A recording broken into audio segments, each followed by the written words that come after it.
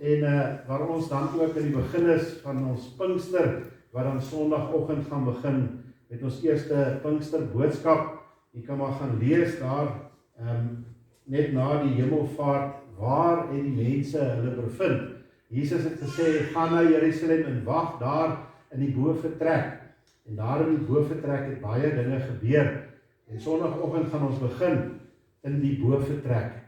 En ons gaan verder gaan dan met die Pinksterreeks in die boek Romeine 6, 7 en 8, waar die Here vir ons 'n bietjie wil kom onderrig ook in sy woord deur alles. Liewe vriende, as ek die woord van die Here dan saam met u gebring het, wil ek u nooi om dit oop te maak ook daar in die Evangelie volgens Johannes. Ons gaan saam lees uit die Evangelie volgens Johannes. Jy sal nou daar kom. Die rekenaar is tyd toe, ek druk hier so syf in plaas van om die skerm op te maak. Nee, daar werk dit. Kyk net daar. Mens die regte knoppies druk. Johannes hoofstuk 16, ons gaan van vers 7 tot by vers 11, vir die doel van die boodskap gaan ons dan saam lees. Johannes hoofstuk 16. Terwyl ons die woord van die Here oop het voor ons, kom ons raak net gou stil voor die Here. Ons hemelse Vader, ons sê vir die baie dankie vir die voorreg wat ons het vanaand om dan ook hier saam te kan wees. Dankie dat ons die herdenking van die hemelvaart ook nog kan vier in vandag se tyd. Ek het gesien hoe dit gons op die sosiale media van die gemeentes in ons kerk, waar daar omtrent in elke gemeente vandag of vanaand 'n erediens is. En Here, ons wil hierdie dag nooit vergeet nie, want dit is 'n baie belangrike dag in die geskiedenis van die kerk se ontstaan. En as ons hierdie dag net vergeet en een kant toe skuif, dan mis ons eintlik so baie van die woord van die Here en die doel van ons hier op aarde en ons as kerk, Here, want U het ons hier geroep en U het ons saamgebring om U te kan verheerlik ook. En ons dank U daarvoor, Here. Ons dank U vir die werk van die Here Jesus Christus hier op aarde. Die groot verlossingswerk wat U gedoen het. Die oorwinning wat U behaal het aan die kruis en deur die opstanding uit die graf uit. Maar ook die hemelvaart wat dan die dispensasie van die Heilige Gees ingelei het en dat U Heilige Gees gekom het om ons te bekragtig om dan ook die werk voort te sit van die Here Jesus Christus. En Here, nou is ons in die woord en ons het die woord oopgemaak en ons wil vra, Here, kom bind ons gedagtes met al die ander dinge wat rondom ons aangaan. Alles wat hier in ons gedagtes vandag geplaai het. Maar Here, laat ons van hier af op die woord kan fokus en dit wat U met ons wil deel. Ons het nou gesing, Here, stuur dit hierheen, Heer, stuur dit hierheen, 'n magtig herlewing, stuur dit hierheen. Neem weg wat hinder, maak vry my gees. Here, dit is die begeerte van my hart, ook in Pinkstertyd, wat vanaand begin met die hemelvaart en ons Pinksterdienste tot op Pinkstersondag. Ek loof die wonderlike en heilige naam. Amen. Liewe vriende, voordat ons na die woord toe gaan, net so vinnig die werk wat die Here kom doen het, ook hier op die aarde, moes iewers te geëindig het, en dit het dan by die hemelvaart dan geëindig. Maar dit was net die werk wat die Here Jesus kom doen het. Maar die werk het nie opgehou nie. So kom ons gaan lees hierdie paar verse, Johannes 16, skriflesing Johannes 16 van vers 7 tot daarby vers 11. Verse 16. Al die goed as die ons sit, dan sal ek dit ook reg lees. Hoofstuk 16 vers 7 wat begin. Jesus aan die woord. Maar ek sê vir julle die waarheid. Dit is vir julle voordelig dat ek weggaan. Want as ek nie weggaan nie, sal die trooster nie na julle kom nie. Maar as ek weggaan, sal ek hom na julle stuur. En as hy kom, sal hy die wêreld oortuig van sonde en van geregtigheid en van oordeel. Van sonde, omdat hulle in my nie glo nie. En van geregtigheid, omdat ek na my Vader gaan en julle my nie meer sal sien nie. En van oordeel, omdat die owerste van hierdie wêreld geoordeel is. Net tot sover dan ook die lees vir ons boodskap vir vanaand, die woorde van die Here Jesus Christus, wat hierdie belofte gemaak het van 'n voordeel wat daar is vir die disippels. En die disippels wat dan van daar af uitgegaan het en die kerk geplant het hier op aarde, waarvan ons dan vandag deel is. Ek wil die aandag fokus daar op verse 7, maar ek sê vir julle die waarheid, ekskuus tog, dit is vir julle voordelig dat ek weggaan. En die tema dan vir vanaand, die voordeel van hemelvaart. Terwyl ek daar op Iskor gewerk het in die produksielyn, in die produksieproses, was daar verskillende werkstasies gewees, en elke werkstasie het 'n sekere doel gehad binne in hierdie proses. Daar was die produksiespan en hulle moes sekere produkte vervaardig het, en so gaan dit na die volgende stasie toe, en hy word verander, en so gaan hy deur, tot op die einde waar die finale produk dan nou ook is. So is daar ook die instandhoudingsmense, die elektrisiens en die passers en die draaiers, en daar was ander manne en vroue gewees wat daar gewerk het, die kantoormense, en so het elke afdeling 'n doel gehad, met een doel op die einde, en dit is om daardie produk by die kliënt uit te kry. En so is dit maar in enige werksplek. Daar is verskillende verantwoordelikhede ook dan so. Ek het eendag die voorreg gehad om in die Mercedes fabriek daar in Oos-London deur te kan gaan 2 keer daarom al. En die proses van hoe hulle voertuig begin, vandat hy op die lyn kom, tot hy deur die lyn is en klaar is, en hulle start en hulle ry van die lyn af. Alles gebeur in een dag. En hoe elke stasie sy werk gehad het. Dit is ook so in 'n gemeente, in die kerk van die Here. Daar is verskillende take en verskillende mense wat hierdie take moet verrig. Maar daar is een doel op die einde, en dis die Here Jesus Christus wat verheerlik moet word, en sy koninkryk uitgebou moet word.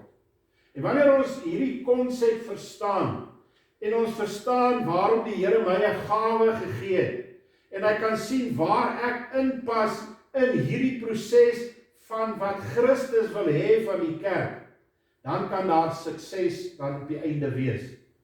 Elke lidmaat het 'n verantwoordelikheid om die taak wat op die kerk gelê is uit te voer. Nou, ek gaan nie nou praat van die kerk as ons as 'n kerk nie. Ek praat van die kerk van Christus, die liggaam van Christus, die Ekklesia. En dan kom die kinders van die Here wat dan die kerk is by mekaar en hulle groepeer in 'n kerkverband, en dis hoekom ons hier is. Ons is deel van die Ekklesia, deel van die kerk van Christus. Toe Christus na die aarde toe gekom het, was hy hier vir 'n spesifieke taak gewees, wat hy moes kom doen het. Die Vader het 'n spesifieke taak vir Jesus opgelê. Hy het Jesus uitverkies vir 'n sekere taak gewees. En toe hy hierdie taak afgehandel het, het hy weer teruggegaan na die Vader toe, want die taak was afgehandel gewees. Daarna was dit die werk van die Heilige Gees. Jesus gesê, dis voordelig dat ek gaan, want as ek gaan, dan stuur ek vir julle die Trooster, die Heilige Gees. Nou is dit die Heilige Gees wat die werk van Christus moet voortsit hier op aarde. Die Heilige Gees is nie iets anders nie. Dis 'n ander persoon van die goddelike drie-eenheid. Dis Jesus homself in die Gees hier op aarde. En hy het gekom om die koninkryk verder uit te bou. Vandag herdenk ons dan die hemelvaart van die Here Jesus Christus. Dit is 40 dae nadat Jesus uit die dood uit opgestaan het. en waar hy dan ook weer sy taak voltooi het, en teruggegaan het na die Vader in die hemel. Nou begin die werk van die Heilige Gees hier op aarde. En die voordeel vir die kerk, die geredde mense, die weergebore mense, met hemelvaart, ekskuus tog, is dat die kerk nou bekragtig word om die werk van Christus verder te vat. Dis God se doel. Hy wil ons as die kinders van God, die kerk, bekragtig om die werk wat Christus gedoen het, verder te kan vat. Daar is 'n paar dinge wat belangrik is om te weet van die Heilige Gees, sodat ons die voordeel van hemelvaart kan verstaan. Ons kan nie die hemelvaart skei van die uitstorting van die Heilige Gees nie, want Jesus het dit self verbind. Hy het gesê, ek gaan weg en ek gaan die trooster na julle toe stuur. So ons wil so 'n bietjie kyk dan na die werk van die Heilige Gees na hemelvaart. Wat gebeur nadat Jesus dan nou opgevaar het na die hemel toe? Ons weet daar was 'n tydperk van 10 dae voor die Heilige Gees uitgestort is, en ons weet wat daar gebeur het ook op Pinksterdag, en ons gaan daarna kyk ook so 'n bietjie in die week wat vir ons voorlê. Maar die werk van die Heilige Gees na die hemelvaart. En die eerste gedagte wat ek met u wil deel is, die Heilige Gees werk deur die kerk. Die Bybel sê dit vir ons. Dis nie iets wat ek uit my duim uit gesuig het nie. Die werk van die Heilige Gees doen hy deur die kerk, die Ekklesia, die kinders van die Here. Al is ons saam gegroepeer hier binne in 'n gemeente. Elke geredde wat hier is, wil die Heilige Gees deurwerk, saam met ons almal. Die Heilige Gees se koms was nooit bedoel vir die wêreld nie. Die Heilige Gees het gekom en sy doel was vir die kerk op aarde.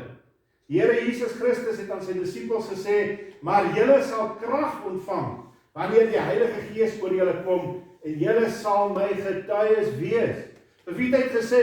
Die Heilige Gees gaan die wêreld krag gee sodat hulle julle getuienis kan verstaan. Nee, die Bybel sê Jesus het gesê, julle sal krag ontvang wanneer die Heilige Gees oor julle kom. Die Heilige Gees was bedoel vir die kerk, die ontstaan van die kerk hier op aarde. Dit beteken dat die Heilige Gees bewerk goddelike krag in die kerk. Dis sy doel. En hy werk nie in 'n vakuum nie.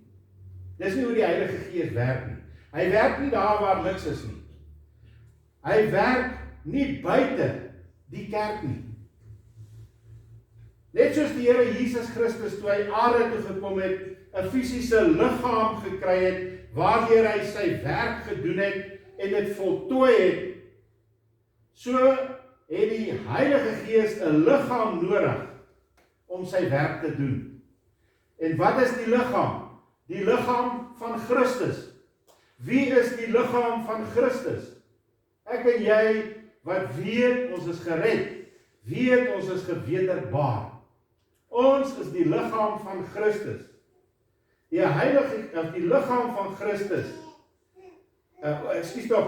In die liggaam van Christus. Dis nou die kerk, die mensdom wat gered is daar individue wat aan Christus behoort. Die Ekklesia wat ek gesê het.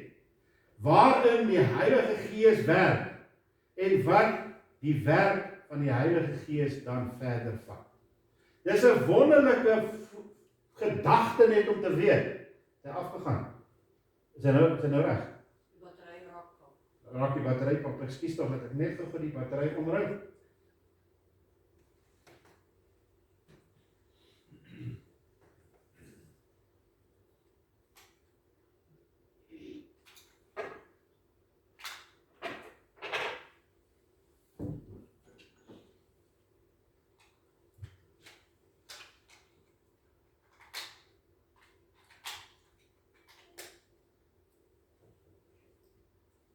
As weer op die lig, dan dit beter.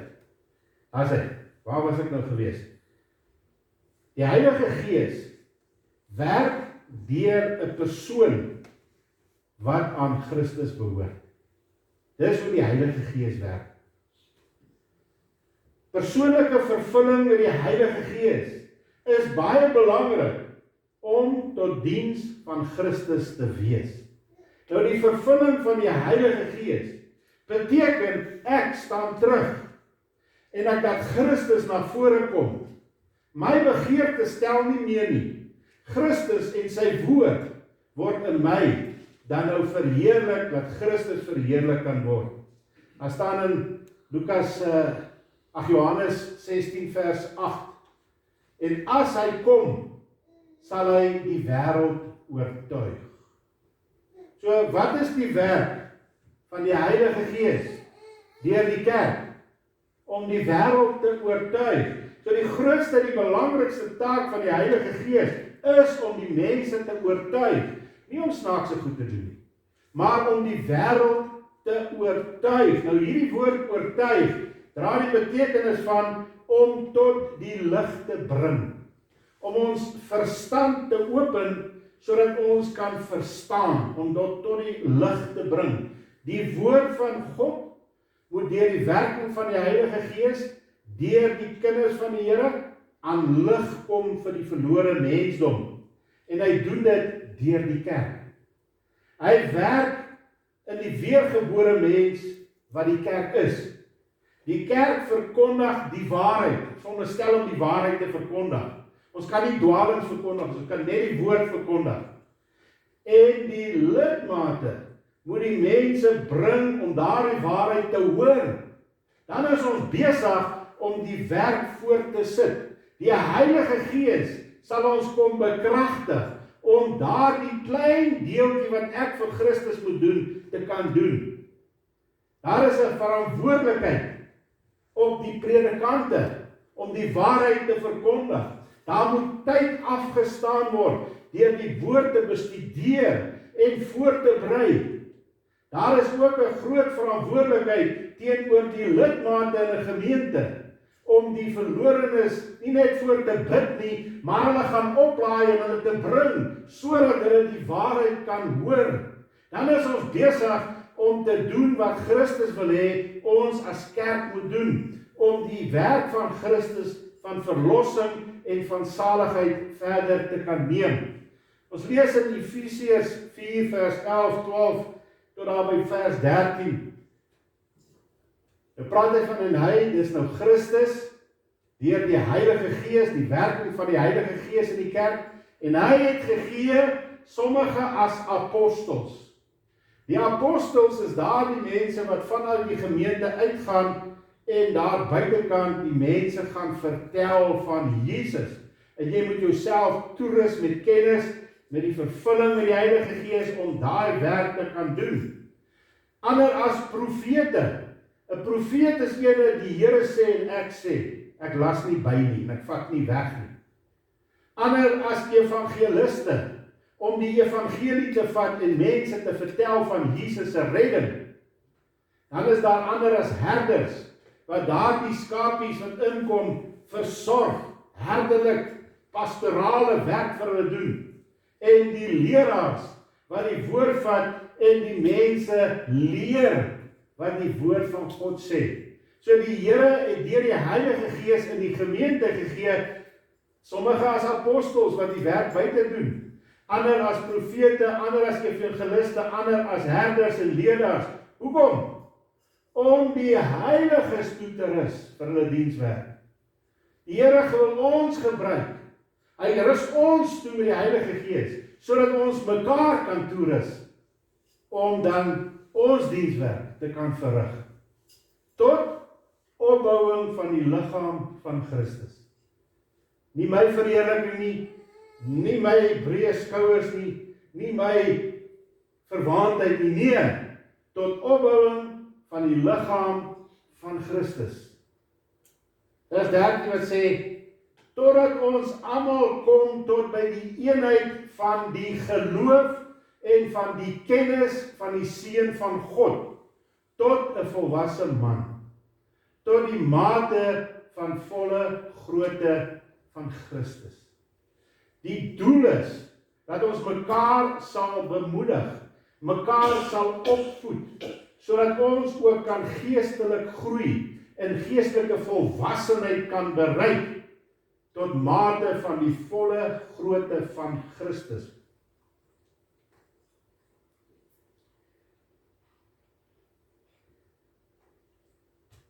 Ek word baie keer, en ek het dit ook al baie keer gebid na 'n erediens, dan bid ons, Here, wees U die naprediker van hierdie woord.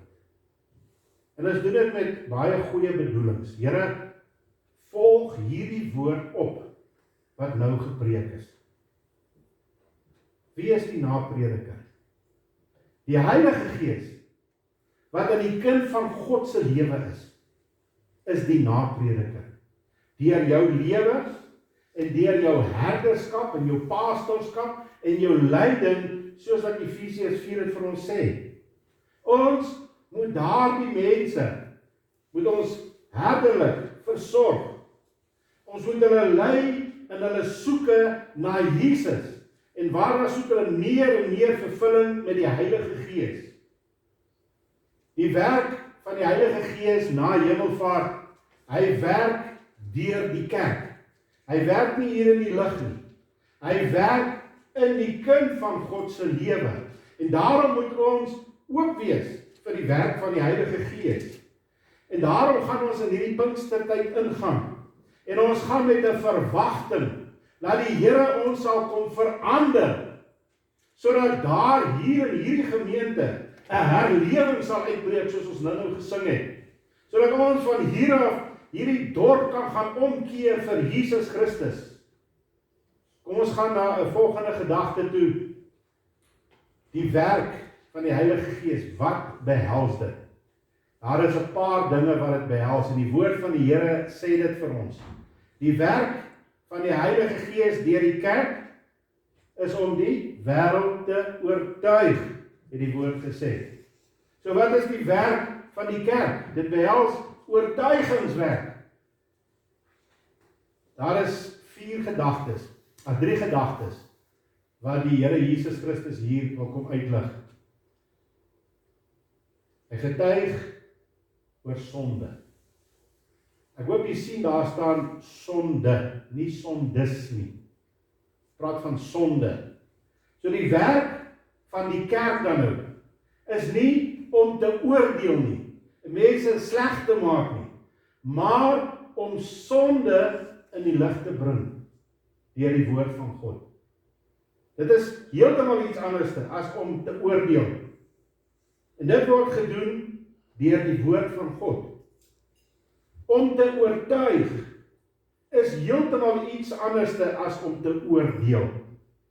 Ons kan nie oordeel nie, God gaan eendag oordeel. Ons taak is net vervulling met die Heilige Gees, sodat ons die mensdom kan oordeel van sonde. Baie mense raak weer mekaar met hierdie twee, van oordeel en van oortuig.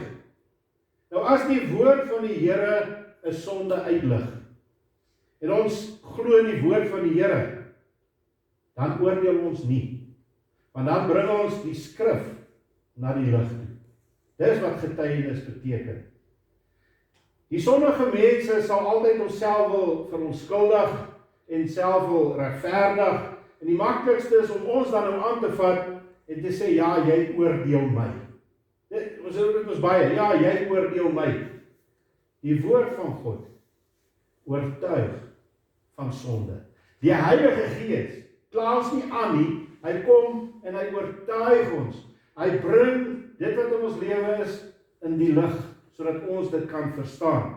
Die mens wat gehoor gee, kan dan ook van hier af verlossing en saligmaking kry by Jesus Christus, sodat hy nie eendag voor Jesus veroordeel gaan word nie.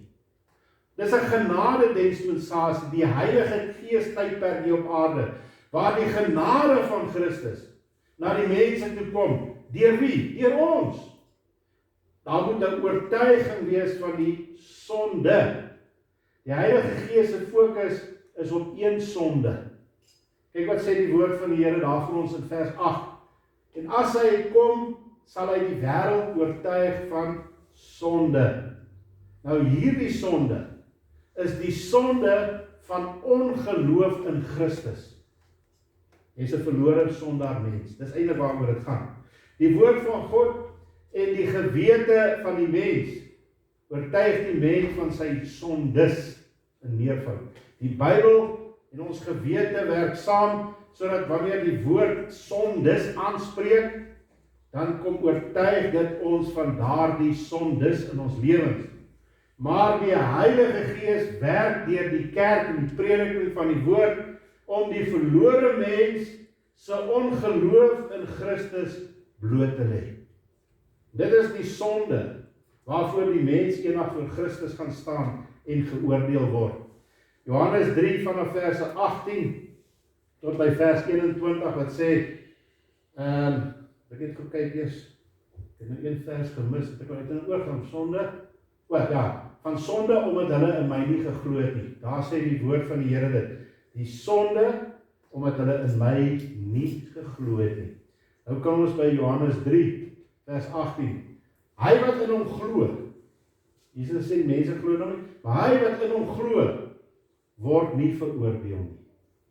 Geloof in Jesus Christus is daar nie meer 'n veroordeling. Praat van ware geloof. Nie net jy weet van Jesus en ja, jy bid gereeld en jy is gereeld. Nee, daar's 'n waarlike geloof dat jy 'n sondaar mens is, jy is oortuig van jou sonde toestand en Jesus Christus is die verlosser en saligmaker. Jy het dit bely en hy het jou kom red, kom regverdig maak. Jy glo, dan is daar nie 'n oordeel nie. Maar hy wat nie glo nie, is al reeds veroordeel omdat hy nie geglo het in die naam van die eniggebore seun van God nie. Baie mense gaan hierdie lewe uit, hulle het nooit waarlik geglo in Christus nie. Hulle het nie ek praat nie van aan Christus glo nie, maar in Christus geglo nie. Vers 19 gaan verder.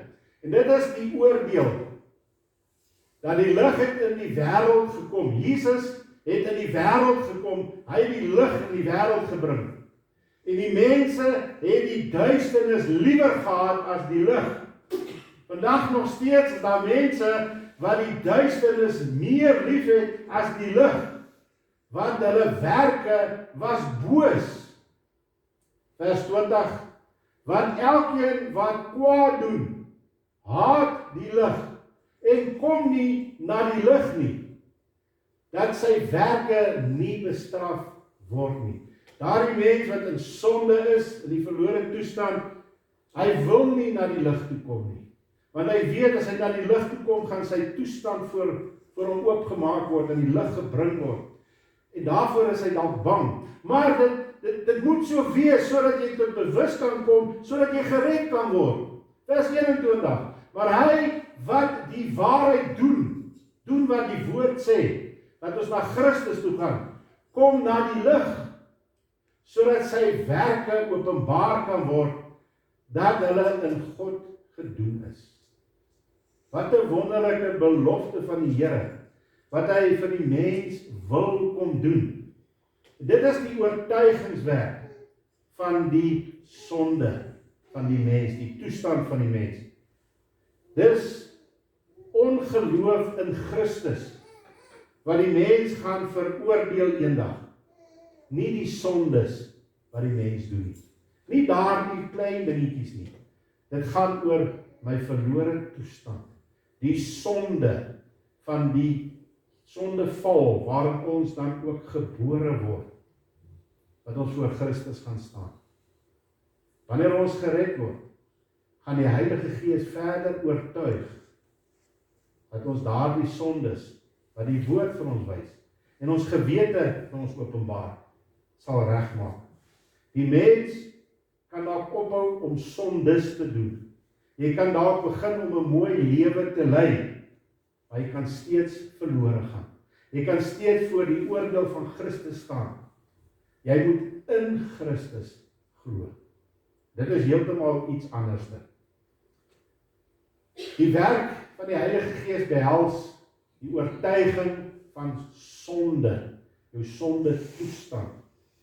Die tweede, die werk van die Heilige Gees behels oortuig van geregtigheid. Baie interessant wat die Here hierso gesê het vir sy disippels. Vers 8 praat hy sê, en as hy kom, sal hy die wêreld oortuig van geregtigheid. Dit spreek hier van die geregtigheid van God, nie van die mens se ongeregtigheid nie. Die fokus van sonde was op die mens en sy toestand. Maar hy gaan ook getuig op Christus. Hy skuif die fokus nou na Christus toe. Christus is die regverdigheid. Die fokus nie op die mens, maar op Christus verder. Want Christus is die geregtigheid van God. Johannes 1 vers 10 wat vir ons sê, hy was in die wêreld, dis Jesus. En die wêreld het deur hom ontstaan. En die wêreld het hom nie geken nie. Hy is die skepper God, waardeur alles ontstaan het. Alles wat ons vandag beleef het deur Jesus Christus ontstaan. Maar die wêreld het hom nie geken nie. Toe Jesus op hierdie aarde gekom het, en die mense hom uitgekruip as 'n bedrieger, 'n wynsuiper, 'n godslasteraar, en selfs as 'n duiwelbesetene. Dis hoe die mense hom dan uitgeskel het. Die Heilige Gees kom en hy kom openbaar Jesus as die verlosser vir die mens. Nadat hy ons gefokus het op ons sonde toestand, kom hy en hy fokus die mens dan op die geregtigheid van Christus. En dit is die werk van die kerk, daardie oortuigingswerk, die instaatstelling van die Heilige Gees. Johannes 16 vers 10 wat vir ons sê, en van geregtigheid, omdat ek na my Vader gaan, en julle my nie meer sal sien nie. Die Heilige Gees openbaar Christus. Hoe openbaar hy Christus? In die lewe van die gelowiges. Wat se getuienis dra ek en jy uit van Christus in my lewe? Hoe spreek my lewe van Christus? Is ek waarlik vervul met die Heilige Gees van God?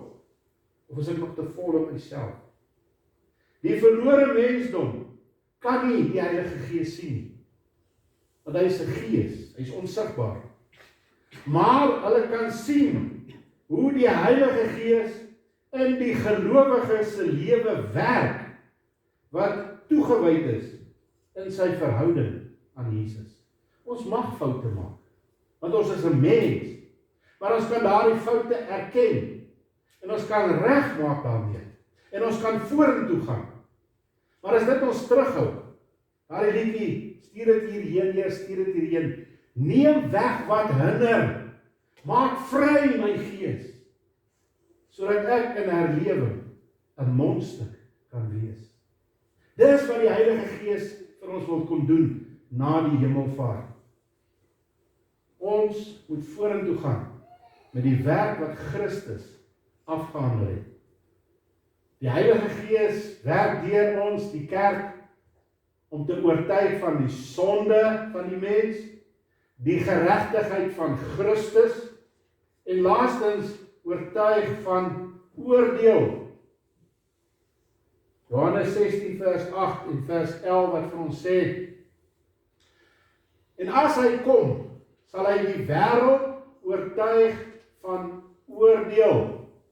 In vers 11 van hom verder, hy sê, omdat die owerste van hierdie wêreld geoordeel is.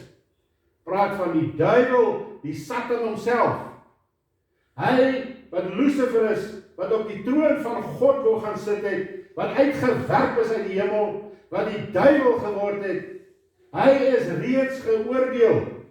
Die Here het die oorwinning behaal aan die kruis, en die oordeel oor die duiwel is reeds uitgespreek. Die straf is reeds opgelê op die duiwel. Al wat nog moet gebeur is die uitvoering van daardie vonnis. Dit gaan gebeur met Jesus se wederkoms.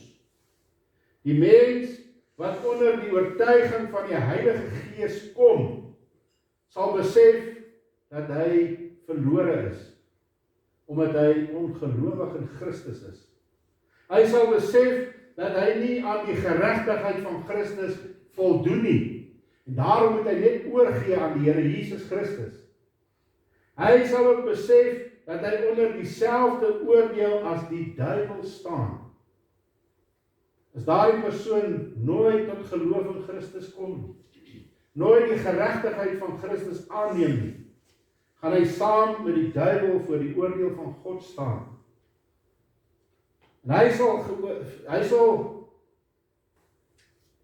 die verlore mens sal oortuig wees wat onder die oortuiging van die Heilige Gees kom, dat die enigste persoon wat hom kan help van hierdie verskriklike situasie waar hy is deur die redding van Jesus Christus. Daar bestaan nie so iets soos regverdigmaking sonder oortuiging. Waarvan moet jy regverdig gemaak word as jy nie bewus is van sonde nie? Die Heilige Gees sal jou oortuig van jou sonde, sodat jy geregverdig kan word in Christus. Daar bestaan nie so iets soos sonde oortuiging sonder die werking van die Heilige Gees deur die woord van God nie. Daarom moet dit hier gepreek word. Daarom moet daar mense gebring word om dit te hoor. Al sit jy daar in jou motor onder 'n brug, en daar is 'n bord met 'n teksvers op, praat die Here met jou deur daardie teksvers. Die woord van die Here sal jou kom oortuig saam met die Heilige Gees. En jy sal reageer oor daarop. Dit is die kerk wat moet getuig oor die woord van God. En die kerk getuig nie genoeg nie. Dan gebruik die Here ander middele, ander mense. En wie op die einde van die tyd ly skade? Jy, wat nie gehoorsaam is aan God se opdrag nie. Die kerk het 'n baie groot verantwoordelikheid om die woord reg te verkondig. En dit gaan nie oor die woord oor te dra nie, maar om dit reg te lewe. Ons wat sê dat ons die kerk is totaal afhanklik van die vervulling van die Heilige Gees. Sodat ons sal word meer en meer soos Christus. Hy sal ons lei, hy sal ons leer, hy sal ons kom verander. Ons bid baie keer vir verlore siele. Ons bid, Here, red vandag 'n siel. Daar is 'n bussie met name en Here, red daardie mense in daardie bussie. Dit was nie eerder begin bid, Here, maak my heilig, sodat ek 'n getuie vir U sal wees, sodat mense gered kan word. Miskien moet ons so begin bid. Hemelvaart, hou 'n groot voordeel in vir die kerk. Here Jesus het die kerk vertrou, hy het vir my en jou vertrou om sy werk hier op aarde voort te sit. Hy het sy Heilige Gees gegee, sodat die kerk die werk kan doen. Ons hoef dit nie eens op ons eie te probeer doen nie. Daarom hoef die kerk dit nie op sy eie te doen nie. En ons kan dit ook nie, ons kan dit nie sonder die Heilige Gees doen nie. Al dink ons kan nie, ons het die Heilige Gees nodig. Die Heilige Gees wat gekom het, sy taak is om deur die kerk Christus se werk voort te sit. Sy belangrikste taak is oortuigingswerk. En dit behels die oortuiging van sonde, van verlorenheid, Christus se geregtigheid en die oordeel wat daar wag op die duiwel.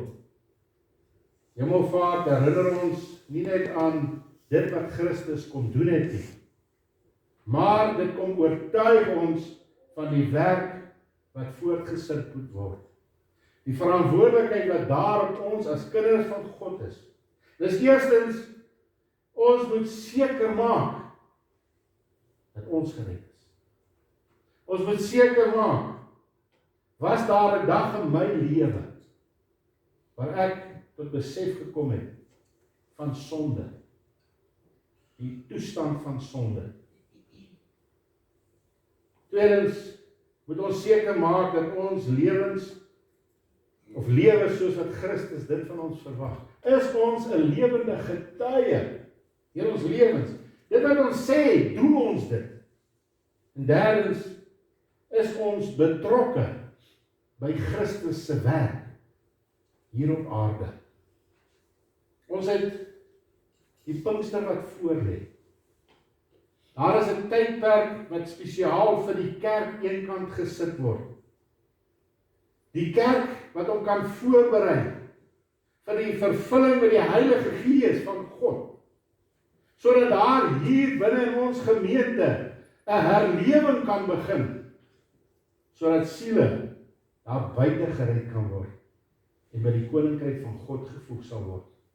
Mag die Here vir u en vir my kom help in hierdie tydperk waar ons vanaand begin met Hemelvaart. Ek wil u nooi, wil u nie Saterdagoggend saamkom bid 7 uur vir die Pinkster nie. Dan begin ons Pinkster Sondag op Sondagoggend Pinksterdienste tot Woensdag aan. En Sondag sluit ons af met 'n wonderlike feesmaal aan die nagmaaltafel. Mag die Here u seën. Amen. Here, baie dankie vir die woord. Dankie vir die beloftes van Hemelvaart. Maar Here, laat ons as kerk oorgegee sal wees aan die Heilige Gees. Neem weg wat hinder. Maak vry my gees, dat ek in herlewing u mondstuk kan wees. Amen. Ons gaan afsluit deur daardie